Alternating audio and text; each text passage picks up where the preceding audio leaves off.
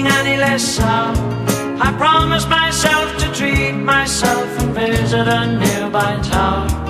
And climbing to the top, will throw myself up in an effort to make clear to whoever what it's like when you're shattered, left standing in the lurch at a church where people were saying, my God, that's tough. She stood him up. No point in us remaining.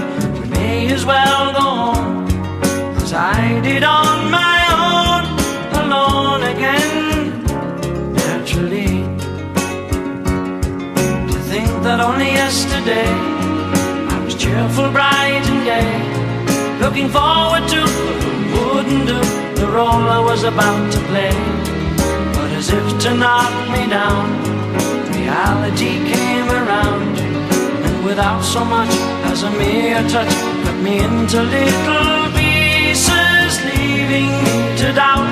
Talk about God in His mercy, if He really does exist, why did He desert me in my hour of need?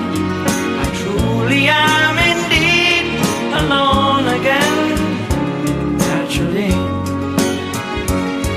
It seems to me that there are more hearts broken in the world that can't be mended, left unattended. What do we do? What do we do?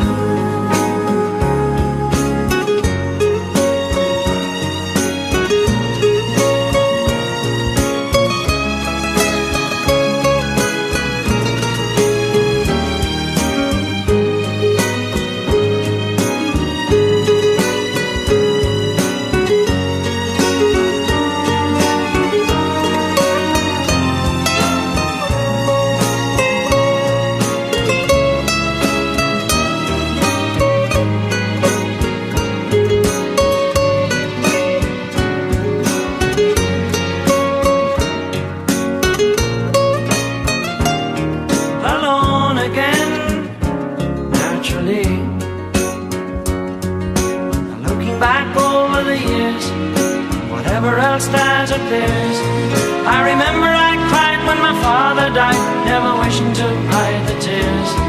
And at 65 years old, my mother, God rest her soul, couldn't understand why the only man she had ever loved had been taken, leaving her to start with a heart so badly broken. Despite encouragement from me, no words were ever spoken.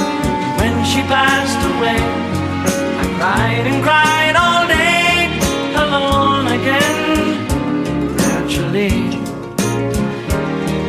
Alone again, naturally.